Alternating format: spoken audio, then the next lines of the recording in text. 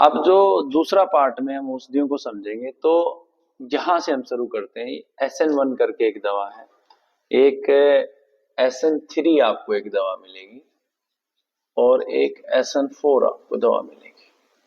ये जो दवा है बेसिकली ये सारी इसके उपयोग तो काफी है, बट बेसिकली ये शुगर के लिए बनाया हुआ है। पूरा जो फॉर्मुलेशन है SN1 मतलब शुगर नाशक 1 2 3 4। तो SN1 का जो उपयोग है, SN1 का उपयोग होता है एक तो आपका शुगर के अंदर, सभी प्रकार के शुगर में, टाइप 1 और टाइप 2 दोनों में करता है। बट जो इंसुलिन डिपेंडेंट है उसमें ये इंसुलिन की मात्रा को तो कम कर देता है, बट 100% रिकवरी नहीं है इसमें। तो ये शुगर पे हो गया, ये कह सकते हैं शुगर की मास्टर मेडिसिन है। दूसरा ये शुगर पे ही काम करती है, शुगर के अलावा ये पेन क्रिया पे काम करती है।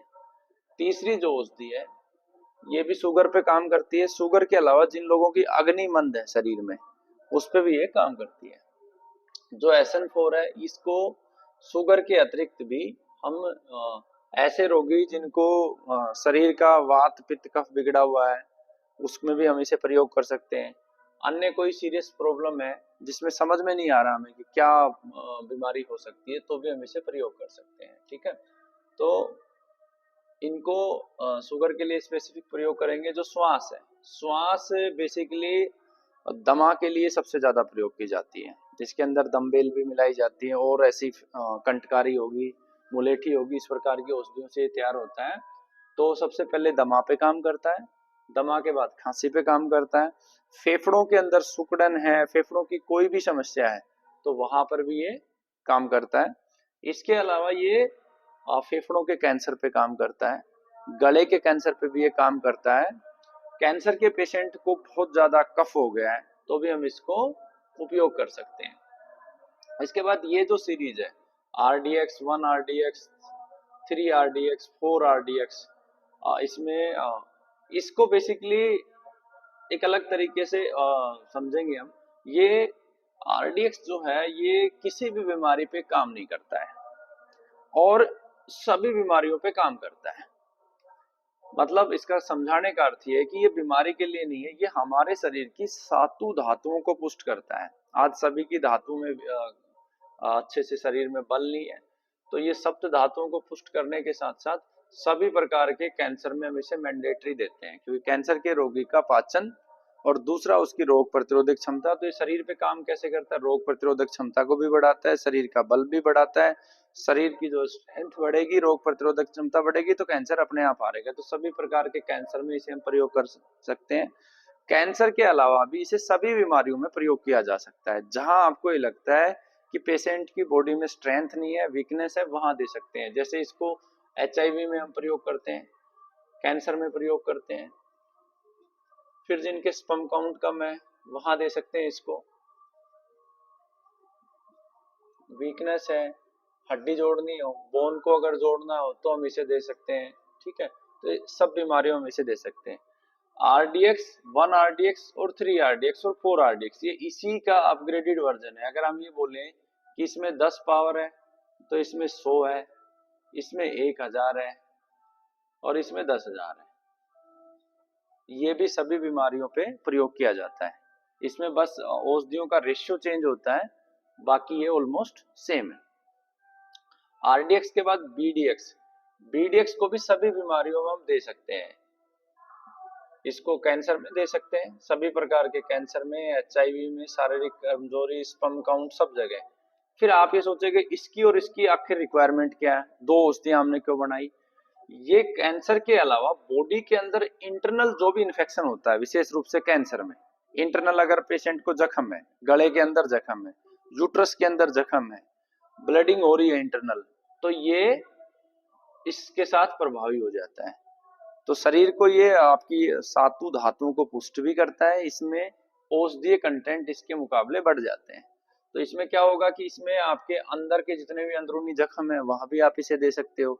यूट्रस में ये विशेष उपयोगी है, जहाँ बच्चेदानी कैंसर होता है, जहाँ ओवर ब्लीडिंग होती है, साथ में वहां पे वाइट डिस्चार्ज होता है, वहां पे बहुत ज्यादा इफेक्टिव हो जाता है। फिर आपका जो थायराइड कैंसर है वहां ये बहुत ज्यादा इफेक्टिव हो जाता है।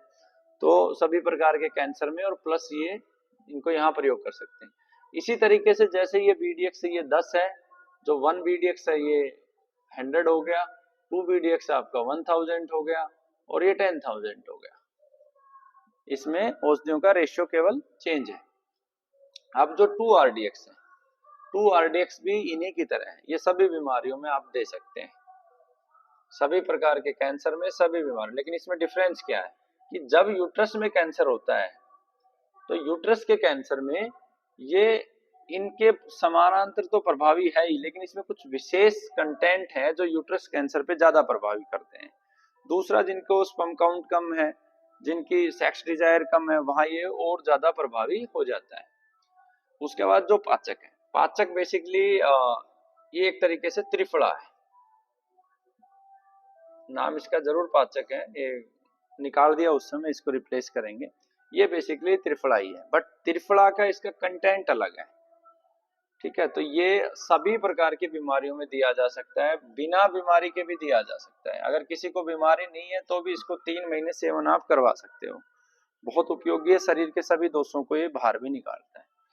SDH का जो पूरा नाम है सर्व दोष हर, ये हमारे पांचों महाभूत का शुद्धिकरण करता है।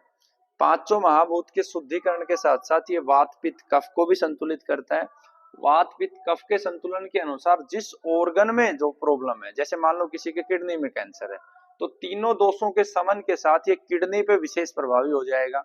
किसी को लीवर में कैंसर है तो तीनों दोषों का शरीर से समन भी करेगा और लीवर में भी ये विशेष प्रभावी हो जाएगा। तो ये सभी बीमारियों में दिया जा सकता है। ऑल टाइप डिजीज, ऐसी कोई डिजीज नहीं है जो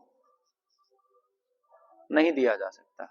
इसमें देखना सिर्फ इतना होता है कि रोगी को अगर दस्त ज्यादा हो गए तो इसकी मात्रा थोड़ी सी आप कम कर दे। दिन में 2 बार इसे प्रयोग किया जाता है, सुबह शाम, वो देना ही देना है आपको। SN3 में ऑलरेडी ऊपर एक्सप्लेन कर चुका हूँ।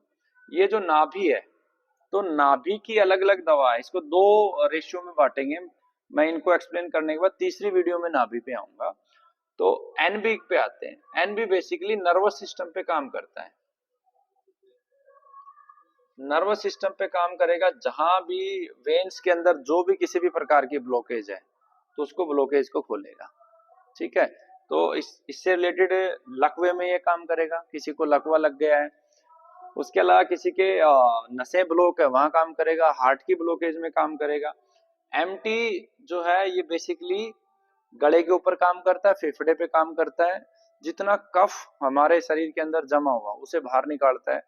फेफड़े के कैंसर में, गले के कैंसर में विशेष उपयोगी है। खांसी, जुकाम, इसके अलावा दमा, अस्थमा, ये दोनों जगह पे उपयोगी है। DC सबसे ज्यादा कैंसर में काम करता है।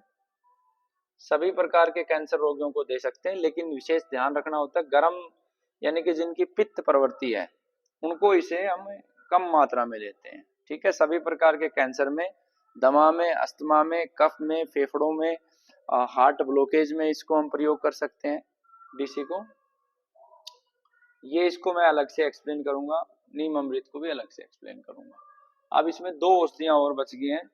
आपका DSD सभी प्रकार की बीमारियों में दिया जा सकता है, सभी प्रकार, कहीं भी इसको। ये बेसिकली पंचमहाभूत और तीनों, वात पित्त कफ, तीनों पे काम करता है, पूरी बॉडी पे काम करता है। इसमें विशेष सावधानी ये है कि जब सर्दी का सीजन है और बहुत ज्यादा सर्दी है तो इसे प्रयोग नहीं कर सकते, क्योंकि इसकी शीतल तासीर है, बहुत ज्यादा शीतल है। इसी तरीके से SF जो है ये बेसिकली कहाँ कहाँ काम कर सकता है, पाचन पे काम करेगा। पाचन के अलावा जिनके शरीर में गर्मी बढ़ी है, गर्मी का भी शमन करता है, भूख बढ़ाता है। भूख बढ़ाने के अलावा ये महिलाओं को यूट्रस में कोई प्रॉब्लम है, खास करके व्हाइट डिस्चार्ज है, यूट्रस कैंसर में ओवर ब्लीडिंग है, वहां इसको प्रयोग कर सकते हैं।